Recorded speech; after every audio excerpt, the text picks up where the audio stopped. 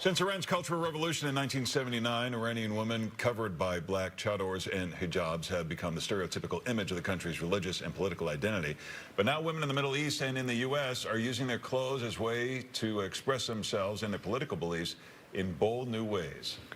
Fashion blogger Hoda Katabi uses fashion to bridge that gap between the U.S. and the Middle East with her popular fashion blog. Oh boy, say it for me. Juju Azad. And her book, Tehran Street Style. She joins us now. Good morning. Thanks for being here. Good morning. Thank you so much for having me. So you are an Iranian American that grew up in Oklahoma. Yes. How'd that go?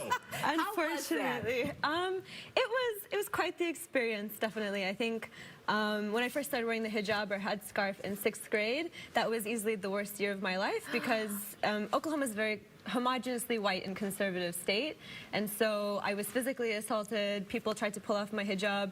It was basically like several years of trauma that I basically had to go through, and for me that really led into where I kind of am today and made me look about fashion in different ways, and the ways that how we dress really impacts the way that people engage with us. So if I wore a scarf around my neck, I probably wouldn't have gotten punched in the face. But even today in, let's say, more mainstream areas, you still have people who have a view of what you are and what you're about based on what you're wearing.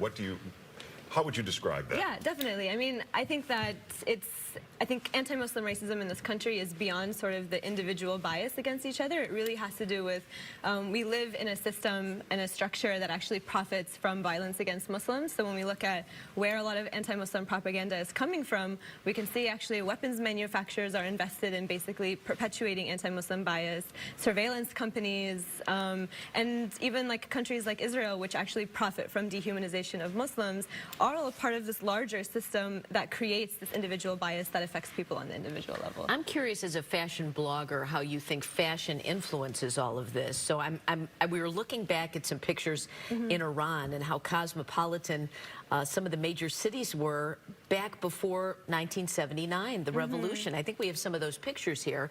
Do you think you would like to see Iran go back to that before women were wearing hijabs, or would you like to be meeting somewhere in the middle?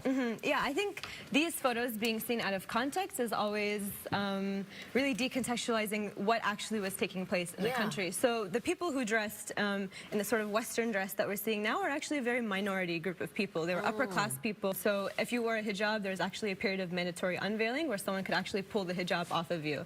So it was an incredibly violent time and very intolerant.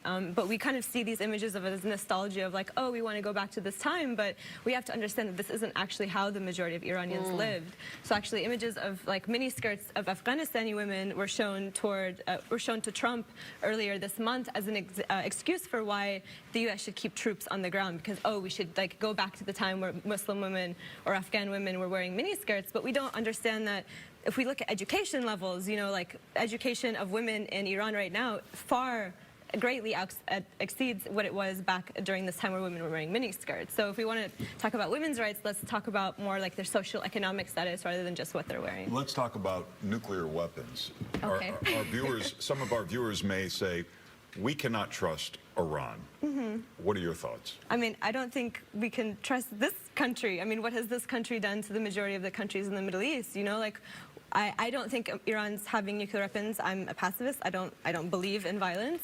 But also, when we look at the legacy of imperialism and colonization in the Middle East, and we see the legacy of this country and all of the violence that it has not only created, but also created the capacity for.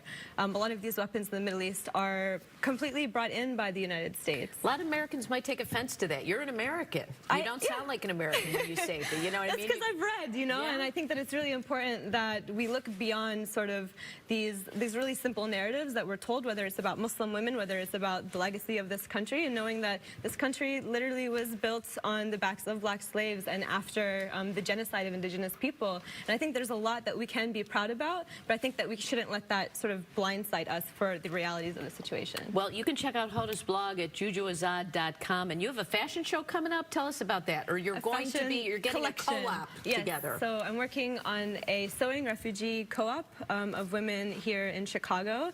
So basically trying to support Muslim women and immigrants and refugees here who already have sewing skills but may not speak English or may need childcare while they're on the job. So making sort of work accessible to them. And they can find out about that on your blog. Yes, they can. All right. Thanks so much for being here. Thank you so much for having me.